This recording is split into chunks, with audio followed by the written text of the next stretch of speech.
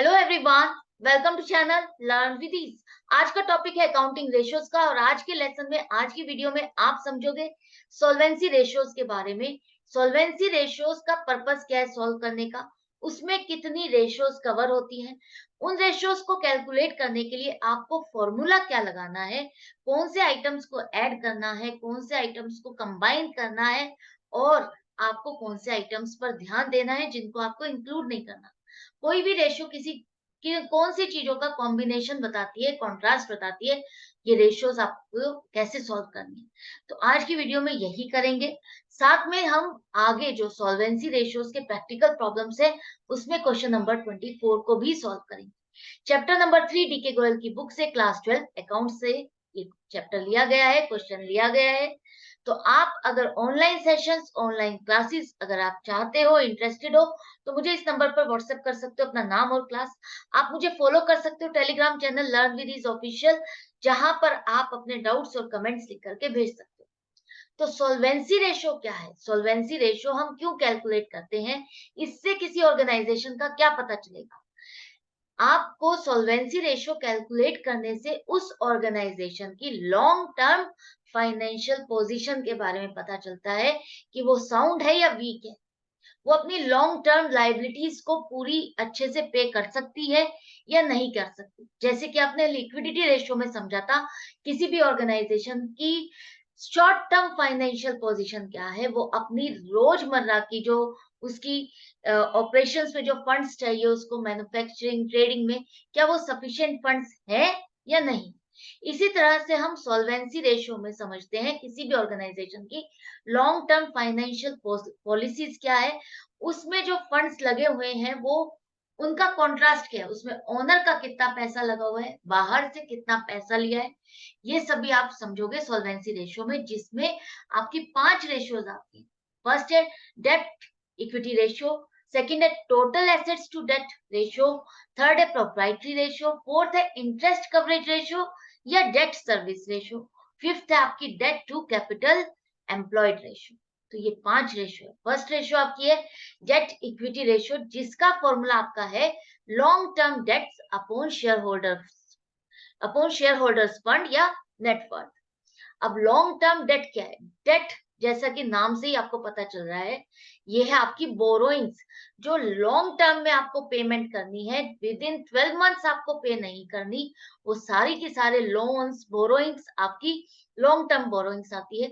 तो long term dates में आपकी लॉन्ग टर्म बोरोइंग्स आएंगी और प्लस लॉन्ग टर्म प्रोविजंस, जो आपको लंबे टाइम के लिए कोई प्रोविजन बना के रखते हो किसी भी इमरजेंसी को मीट करने के लिए, वो भी सारे आपके लॉन्ग टर्म डेट का पार्ट होंगे। तो सबसे पहले देखो लॉन्ग टर्म बोरोइंग्स में आइटम कौन कौन सी कवर होगी। ये तो हम समझ गए कि लॉन्ग टर्म बोरोइंग्स लेनी है, लॉन्ग टर्म प्रोविजंस दोनों मिलाकर के आपका लॉन्ग टर्म डेट बनता है। लेकिन आइटम्स भी देख लो ताकि आपको आइडिया लग जाए कि किस किस को आपको ऐड करना है। जैसे कि आपके आते हैं डिबेंचर्स, जो कि आपके विद इन 12 मंथ्स पे नहीं करने, from the date of balance sheet, जो आपकी बैलेंस शीट आपने बनाई है उससे आगे के 12 महीने में आपको जिन्हें पे नहीं करना, वो सारे के सारे लॉन्ग टर्म बोरोइंग्स में आएंगे। Debentures, bonds, mortgage loan, bank loan, public deposit, loan from financial institutions, ये सारे के सारे लॉन्ग टर्म बोरोइंग्स में आए। लेकिन एक पॉइंट इंपॉर्टेंट है जो मैंने आपको लिक्विड रेशियो या लिक्विडिटी रेशियो वाले पॉइंट में भी आपको समझाया था, जो आपकी long term liability, long term borrowings किसी पर्टिकुलर साल में पेबल हो जाती है, उन 12 मंथ्स में वो पेबल हो जाती है, तो वो लॉन्ग टर्म बोरोइंग आपकी शॉर्ट टर्म बोरोइंग में कन्वर्ट हो जाएगी। जैसे कि आपके डिबेंचर्स 4 साल में रिडीम होने थे और वो रिडेम्पशन वाला साल यही साल है, तो जिस साल आप पेमेंट करने वाले हो उस साल में वो डिबेंचर्स आपके शॉर्ट टर्म बोरोइंग्स में कवर होंगे, शॉर्ट टर्म लाइबिलिटी में कवर होंगे, वो लॉन्ग टर्म लाइबिलिटी में नहीं आएंगे। तो इस पॉइंट को हमेशा याद रखना, ध्यान रखना, जब भी आप लॉन्ग टर्म बोरोइंग्स का पॉइंट कवर करोगे तो ये जरूर देख लेना, क्वेश्चन में रीड कर लेना, कहीं उसके साथ ऐसा कोई पॉइंट ना लिखा हो। साथ में लॉन्ग टर्म प्रोविजंस में अब क्या आएगा, लॉन्ग टर्म प्रोविजंस ही वही है जो आपको विद इन 12 मंथ्स पे नहीं करने। वो कौन से होते हैं, जैसे कि आपने कोई प्रोविजन बनाया एम्प्लॉयज बेनिफिट का, ग्रेचुटी का, अर्न लीव का, तो या कोई भी ऐसा आप प्रोविजन बनाते हो जो कि आपको लंबे समय तक रखना है, लंबे टाइम के लिए रखना है, और अभी के अभी आपको पे नहीं करना, उसे बाद में पे करना है। जैसे कि ग्रेच्युटी हम क्या कब पे करते हैं? जब कोई एम्प्लॉय ऑर्गेनाइजेशन को छोड़ने वाला होता है या रिटायर होता है, तभी हम उसको पे करते हैं। इसी तरह से अर्न लीव, ये सारे खर्चे हम एक तरह से प्रोविजन पहले से बना लेते हैं, कि ताकि आपको एकदम से बौद्रेशन ना हो, एकदम से बहुत बड़ा खर्चा आपके सामने ना आ जाए। तो ये प्रोविजन हम टाइम टू टाइम बनाते रहते हैं और अपनी बैलेंस शीट में शो करते रहते हैं। एक्चुअल में ये खर्चा तभी डलेगा जब एक्चुअल में आपको पे करना है। तो ये प्रोविजन भी आपका लॉन्ग टर्म बोरोइंग्स के साथ ही कवर होगा, लॉन्ग टर्म डेट में आप ऐड करो। नेक्स्ट आपका share holders fund. Share holders fund का मतलब क्या है? जो आपकी शेयर कैपिटल है और रिजर्व्स एंड सरप्लस है, वो दोनों मिलाकर के आपके बनते हैं शेयर होल्डर्स फंड। तो शेयर कैपिटल में आपकी कौन कौन सी कैपिटल आ सकती है? इक्विटी शेयर कैपिटल भी आ सकती है और प्रेफरेंस शेयर कैपिटल भी, दोनों तरह की है, तो दोनों को आप ऐड करोगे, प्रेफरेंस शेयर कैपिटल भी और इक्विटी शेयर कैपिटल, तो ये दोनों मिलकर के तो आपकी शेयर कैपिटल बन गई। इसी तरह से रिजर्व्स एंड सरप्लस में आपके आएंगे सिक्योरिटीज प्रीमियम।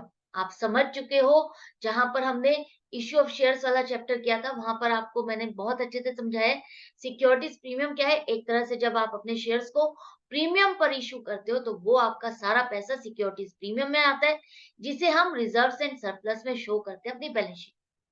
इसी तरह से जनरल रिजर्व, जनरल रिजर्व क्या है? एक पार्ट ऑफ प्रॉफिट है जिसे आप रिजर्व में ट्रांसफर करते हो, ताकि आप फ्यूचर में आने वाली किसी इमरजेंसी को मीट कर सको, किसी बड़े खर्चे को मीट कर सको। कैपिटल रिजर्व, कैपिटल रिजर्व क्या है? बहुत बड़ा तो एग्जांपल आपने देखा है, जो फोर फीचर वाला अकाउंट का बैलेंस आपका होता है, जहां पर आप शेयर्स को री इशू भी कर देते हो, जो बैलेंस बचता था वो हम कहाँ ट्रांसफर करते थे? कैपिटल रिजर्व में ट्रांसफर करते थे। वो सारा बैलेंस कैपिटल रिजर्व का भी आपका रिजर्व एंड सरप्लस में आता है। आपका जो प्रॉफिट एंड लॉस अकाउंट का बैलेंस है, प्रॉफिट है या लॉस है, उसको भी आपको यहाँ पर कवर करना है, ऐड करना है। अगर प्रॉफिट है, लॉस है तो माइनस करना है। तो शेयर होल्डर्स फंड को कैलकुलेट करने के लिए आपको share capital plus reserves and surplus को ऐड करना होगा। अब डेट इक्विटी रेशियो आपका बता क्या रहा है?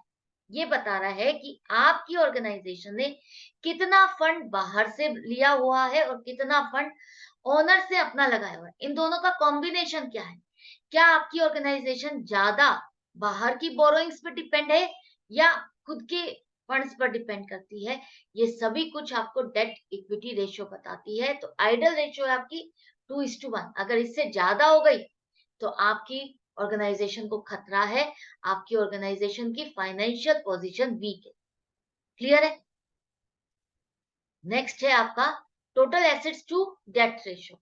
Total assets to debt ratio का मतलब है कि आपने बाहर की बोरोइंग्स को लेकर के अपनी कितनी एसेट्स को परचेज किया हुआ है, ये दोनों चीजों को मिलाकर के इन दोनों को आप लेते हो, तो ये रेशियो आपको इन दोनों का कंपैरिजन बताती है, और इससे आपको पता चलता है कि आपकी एसेट्स कितने डिपेंडेंट है बाहर की बोरोइंग्स पर। तो आपकी इस रेशियो के लिए डेट तो आपको पता चल गया आपको कैसे कैलकुलेट करना है। Long term borrowings plus long term provision को ऐड कर दोगे तो आपको डेट मिल जाएगा। लेकिन टोटल एसेट्स में आपका क्या क्या कवर होता है? Non current assets plus current assets को मिला दोगे, ऐड कर दोगे, तो आपको मिल जाएगी टोटल एसेट्स। करंट एसेट्स आप समझ चुके हो लिक्विड रेशियो के टाइम पर। नॉन करंट एसेट्स में क्या आएगा? Property, plant and equipment, intangible assets. Intangible assets कौन सी होती है? जैसे कि जिसे आप टच नहीं कर सकते, जैसे कि गुडविल हो गया, पेटेंट हो गया, कॉपीराइट हो गया, ये सब आपके इंटेंजिबल एसेट्स में आता है। नॉन करंट इन्वेस्टमेंट, वो इन्वेस्टमेंट जिन्हें आपको विद इन 12 मंथ्स पे रियलाइज नहीं करना, बेचना नहीं है, वो सभी के सभी आपकी नॉन करंट एसेट्स में आएगी। Long term loans and advances, ये सब नॉन करंट एसेट्स में है, और non current assets plus current assets आपकी बन जाएगी टोटल एसेट। करंट एसेट तो आपको समझ में आ चुका है। अगर आपने लास्ट की वीडियोस देखी है, स्टार्टिंग की वीडियो देखी है, तो आपको ये अच्छे से समझ में आ गया, दोबारा समझाने की जरूरत नहीं है। इसके बाद आपको डेट में क्या क्या कवर करना है? Long term borrowings plus long term provisions, जो कि मैं अभी समझा चुकी हूँ आपको। तो इन दोनों का कॉम्बिनेशन आपका बना देगा total assets to debt ratio. तो टोटल एसेट ऊपर आएगी और नीचे डेट आएगा। तो जैसा कि नाम में ही आपको पता चल रहा है कि आपको क्या चीज लेनी है, तो आपको याद करने की जरूरत नहीं है, रटने की जरूरत नहीं है, नाम से ही उठाओ। कि नाम कह रहा है कि आपको टोटल एसेट और डेट दोनों का कंपैरिजन, दोनों का कंट्रास्ट दिखाना है, दोनों का शो करना है कि इन दोनों का रिलेशन क्या है। तो इस तरह से आप कर सकते हो। नेक्स्ट है आपकी आइडल रेशियो क्या है, 1:1 और 2:1। या तो 1:1 हो, दोनों बराबर हो, या टोटल एसेट्स अगर दुगनी होंगी तो बेहतर है, ज्यादा अच्छा है, क्योंकि इससे पता चलता है कि आपकी एसेट्स कंप्लीटली बाहर की बोरोइंग्स पर डिपेंड नहीं है, आपने सारी एसेट्स बाहर के लोन से लेकर के खरीदी नहीं है। नेक्स्ट है प्रोप्राइटरी रेशियो। प्रोप्राइटरी रेशियो आपकी क्या बताता है कि आपकी जो शेयर होल्डर्स फंड है, इक्विटी क्या है, एक तरह से शेयर होल्डर्स फंड है, उसको उसके उसको यूज करके आपने कितनी एसेट्स खरीदी हैं, आपकी टोटल एसेट्स और इक्विटी का क्या कॉम्बिनेशन है, आपकी एसेट्स कितनी है जो आपकी शेयर होल्डर फंड से रिलेटेड है, आपने इसको यूज करके खरीदा है। तो अब आपका यहाँ पर टोटल एसेट तो आपको पता चल गया क्या कैसे कैलकुलेट करना है, non current assets plus current assets हो जाएगा। और शेयर होल्डर्स फंड, आपकी इक्विटी क्या है, शेयर होल्डर्स फंड है, जिसे आप share capital plus reserves and surplus को मिला करके आपको मिल जाएगा शेयर होल्डर्स फंड। क्या क्या इंक्लूड करना है समझा चुकी हूँ। जितनी आपकी ये हाई रेशियो होगी उतनी अच्छी है, क्योंकि इससे है कि आपके ओनर्स का पैसा ज्यादा लगा हुआ है एसेट्स को खरीदने के लिए। तो एसेट्स कंप्लीटली आपकी ऑर्गेनाइजेशन की है, जहां आपको बाहर किसी पे डिपेंड नहीं होना पड़ रहा, आपकी एसेट्स पर एज सच कोई लाइबिलिटीज अटैच्ड नहीं है। तो जितनी हाई होगी आपके लिए अच्छा है, लो होगी तो बैड है, खराब है। ऑब्वियसली अगर आपकी टोटल एसेट्स ही कम रेशो आ जाएगी, इक्विटी इतनी है ही नहीं कि आपकी टोटल एसेट्स आपकी शो कर रही है कि आपकी टोटल एसेट आपने इस इक्विटी से परचेज किया है, तो वो तो खराब है ना। इसका मतलब आप बाहर पर डिपेंडेंट हो, आपने अपनी एसेट्स को बाहर के लोन से खरीदा है, लाइबिलिटी है। नेक्स्ट है आपकी इंटरेस्ट कवरेज रेशियो या डेट सर्विस रेशियो।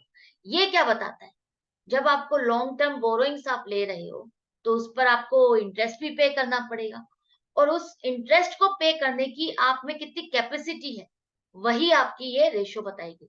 तो आपका जो प्रॉफिट आप अर्न कर रहे हो, आपकी ऑर्गेनाइजेशन जो प्रॉफिट अर्न कर रही है, उस प्रॉफिट को लोगे आप, कौन सा प्रॉफिट, जिसमें से अभी आपने इंटरेस्ट जो आपको पे करना है वो घटाया नहीं है, या जो आपकी इनकम टैक्स की जो लाइबिलिटी बन रही है वो भी अभी आपने नहीं घटाया।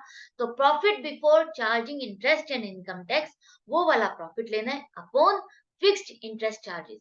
क्या आपके प्रॉफिट इतने सफिशिएंट है कि आप अपने इंटरेस्ट के चार्जेस, इंटरेस्ट पूरी तरह से पे कर सकते हो। तो आपकी ये रेशो बता रही है प्रॉफिट और आपकी इंटरेस्ट का जो खर्चा है, जो बाहर की लाइबिलिटी है, उसके खर्चे को पे करने की आप में दोनों में क्या कॉम्बिनेशन है, क्या सफिशिएंट है या नहीं। तो आइडल रेशियो है 6 to 7 टाइम्स। अगर आपकी 6 to 7 टाइम्स प्रॉफिट ज्यादा है, आपके इंटरेस्ट जो आपको पे करने हैं उससे 6-7 गुना ज्यादा प्रॉफिट है, तो आपकी इंटरेस्ट कवरेज रेशियो बता रही है कि आपकी ऑर्गेनाइजेशन बहुत साउंड है, इजीली लॉन्ग टर्म बेसिस पर भी आप अपनी इस लाइबिलिटी को पे कर सकते हो। तो profit before charging interest and income tax आपको समझ में ही आ गया। प्रॉफिट हम कहां से लेंगे, statement of profit and loss, company के केस में, और कोई फर्म है तो प्रॉफिट एंड लॉस अकाउंट से आप पिक करोगे, लेकिन इंटरेस्ट का खर्चा घटाए बिना और इनकम टैक्स घटाए बिना। नेक्स्ट है आपका यहाँ पर debt to capital employed ratio. Debt to capital employed ratio क्या बता रहा है कि आपने बाहर से कितना पैसा लिया हुआ है और खुद कितना पैसा लगाया हुआ है। बाहर की बोरोइंग्स और खुद के पैसे, इन दोनों में क्या कॉन्ट्रास्ट है, इन दोनों का आपस में क्या रेशियो कॉम्बिनेशन बन रही है, वही आपका ये बता रहा है। तो लॉन्ग टर्म डेट आपकी long term borrowings plus long term provision है। कैपिटल एम्प्लॉयड क्या है, कैपिटल एम्प्लॉयड है आपकी share holders fund plus long term dates. Capital employed में आपका लॉन्ग टर्म डेट भी आता है कि आपने बाहर का और खुद का कितना पैसा मिला करके लगाया हुआ है, तो वो सारा का सारा पैसा आपका कैपिटल एम्प्लॉयड में आएगा, minus fictitious asset. Minus fictitious asset का मतलब है advertisement suspense account, minus non trade investment, मतलब कि जो इन्वेस्टमेंट्स आप बेचने के लिए नहीं लिए हैं, जो आपको बेचनी नहीं है, वो आपकी यहाँ पर से माइनस हो जाएगी। इसको आप दूसरी तरह से भी कैलकुलेट कर सकते हो, non current assets plus working capital minus non trade investments. तो वर्किंग कैपिटल आपको अच्छे से पता है कि आपको current assets minus current liabilities कर देनी है, तो आपको मिल जाएगी करंट एसेट्स। और यहाँ पर आपको लूज टूल्स और स्पेयर पार्ट्स को इंक्लूड करना है। क्लियर है? इन करंट एसेट्स में आपको लूज टूल्स और स्पेयर पार्ट्स इंक्लूड करना है जब आप debt to capital employed ratio calculate करोगे। तो अब देख लेते हैं क्वेश्चन कैसे आपको सॉल्व करना है। अब आपको पूरा एक तरह से बेस तो तैयार हो गया कि किस तरह से रेशियोज आपको कैलकुलेट करनी है, कौन सी रेशियो आपको क्या बता रही है। तो यहाँ पर सबसे पहले फर्स्ट क्वेश्चन में आपके पास कुछ इंफॉर्मेशन दी है। इस इंफॉर्मेशन के बेस पर आपको निकालनी है डेट इक्विटी रेशियो, जिसके लिए आपको चाहिए लॉन्ग टर्म डेट्स और शेयर होल्डर्स फंड। तो लॉन्ग टर्म डेट्स में आपका क्या कवर होता है? आपकी कवर होती है लॉन्ग टर्म बोरोइंग्स और लॉन्ग टर्म प्रोविजन। तो यहाँ पर देखो, आपकी लॉन्ग टर्म बोरोइंग्स क्लियरली लिखी हुई है 2 लाख है, ठीक है 2 लाख ले लो। और प्रोविजन फॉर एम्प्लॉइज बेनिफिट, हाँ ये भी आपका इसी में आता है लॉन्ग टर्म प्रोविजन में, तो ये 60,000 है। इन दोनों को टोटल कर दो तो 2,60,000 डेट आ गया आपका लॉन्ग टर्म डेट। इसी तरह से शेयर होल्डर्स फंड में आपको क्या क्या कवर करना है? शेयर कैपिटल और रिजर्व एंड सरप्लस। तो आपके पास equity share capital, preference share capital दोनों है, दोनों को टोटल कर दो। प्लस रिजर्व्स एंड सरप्लस में आपको क्या लेना है? आपको रिजर्व्स का टोटल लेना है और प्रॉफिट एंड लॉस अकाउंट का जो लॉस है उसको भी आपको लेना है। तो यहाँ पर 3 लाख जमा 50,000 प्लस 1,60,000 और लॉस से तो आप माइनस करोगे 50,000 तो 4,60,000। अब ये दोनों आपने निकाल लिए हैं तो डेट इक्विटी रेशियो लिखा है। तो डेट का मतलब क्या है आपका?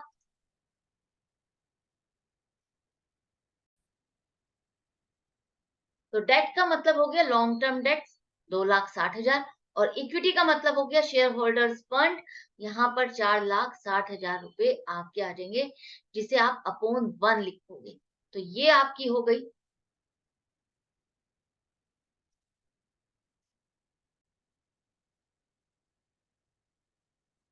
तो ये आपकी हो गई है 2,60,000 अपॉन 4,60,000 को। अगर आप इसको यहाँ पर डिवीजन करते हो तो क्या आएगा आपके पास? यहाँ पर 4,60,000 से आपको इसको डिवाइड करना है। ये डिवाइजर है, ये डिवाइजर है, इससे आपको डिवाइड करना है। तो आपके पास आ रहा है 0.565 अपॉन 1। तो रेशियो बन जाएगी 0.57। जब भी आपका 2 डिजिट के बाद आपका नंबर बड़ा आ जाता है तो आप उसको सेकंड डिजिट को कन्वर्ट कर सकते हो नेक्स्ट डिजिट में, तो 7 हो जाएगा। जैसे कि यहाँ पर 5 है, 5 2 आ रहा है। जब आप इसको कैलकुलेट करोगे तो ये आगे और भी बढ़ रहा है, तो हम इसको 0.57 लिख सकते हैं इस टू 1। तो आपकी रेशियो आ गई है 0.57 इस टू 1, जो कि आपकी बिल्कुल अच्छी रेशियो है, स्ट्रॉन्ग रेशियो है, जो कि ये बता रही है कि आपकी ऑर्गेनाइजेशन की फाइनेंशियल पोजीशन क्या है? स्ट्रॉन्ग है, अच्छी पोजीशन है, क्योंकि आपकी ऑर्गेनाइजेशन ज्यादा बाहर की बोरोइंग्स पर डिपेंड नहीं करती है। आपके पास सफिशिएंट फंड्स है कि आप अपने लॉन्ग टर्म बोरोइंग्स को इजीली पे कर सकते हो। तो आई होप आपको ये क्वेश्चन अच्छा लगा होगा, अच्छे से समझ में आ गया होगा, कोई कंफ्यूजन या डाउट नहीं रहा होगा। अगर रह जाता है तो कमेंट सेक्शन है, जहां पर आप लिख करके पूछ सकते हो। मैं मिलूंगी आपसे नेक्स्ट वीडियो में नेक्स्ट क्वेश्चन के साथ, लेकिन आपको अपनी प्रैक्टिस जारी रखनी होगी। Good bye and take